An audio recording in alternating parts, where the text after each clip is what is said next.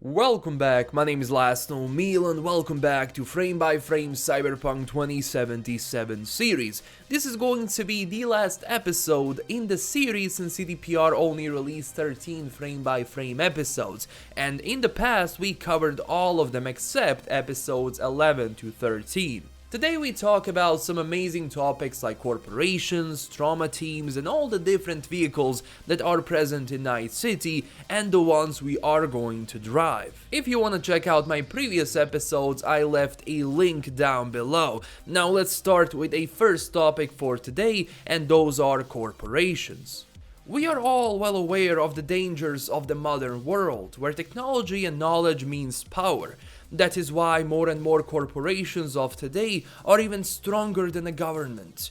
These corpos have been a very important thing in the cyberpunk genre, where it's obvious they have more power than everyone else and are pretty much capable of controlling our lives without even knowing it, and the gap between the rich and the poor is getting wider and wider. The two biggest megacorporations in Night City are Arisaka and Militech.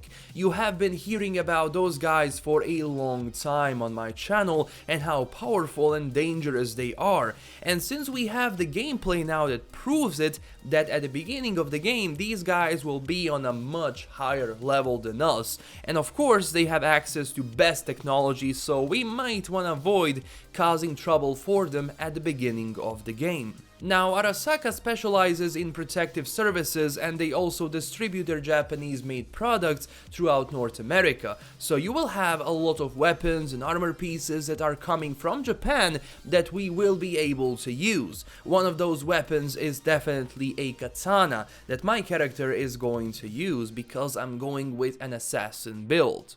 Now, Arisaka has a very dark reputation. They use cyber assassins to get rid of their tracks, and of course they have an army of lawyers allegedly connected to the Yakuza.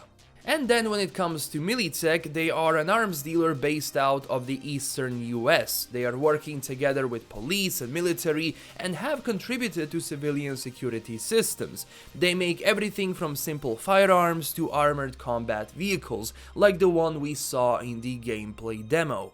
Now, even though they help the community, they are far from being the good guys. They only look out for their personal interests. Keep that in mind. They are corpos after all.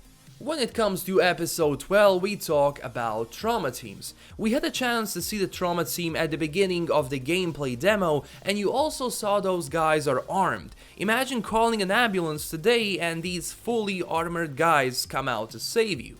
They are basically composed of paramedics trained in combat. They will go to any length to save their clients from harm. Again, their services are reserved for only rich and the powerful. Imagine having a combat medic team at your disposal 24/7, since if you have money, you can get a biochip implant. When that biochip recognizes a medical problem, it informs the trauma team to come and get you. It doesn't have to be a shooting, you can break your arm and these guys will come and save you, again, if you have money to pay. And the last topic for today is going to be about vehicles and how our clothes is not going to be only cosmetic. Now, CDPR said that we will be able to explore Night City and its outskirts with different types of vehicles. The one that we saw is a supercar fueled by petrochem or CHOO2, which is the fuel of the future. Aside from cars, we will be able to use bikes and other types of vehicles.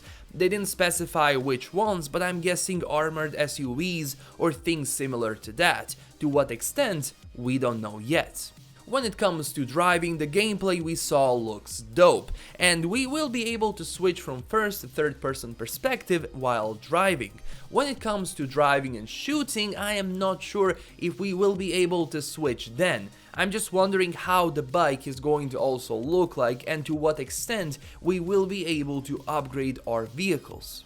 Also, for the end, when it comes to clothes, it's not only going to look good but actually be useful, where we will be able to connect to different tech with the clothes we wear. I'm guessing that some outfits will have cloaking devices in them. That would be also good if you're going with the Assassin's build. If you do remember, Fallout 3 Anchorage DLC had that kind of a suit. where you are able to go full stealth if you are wearing it.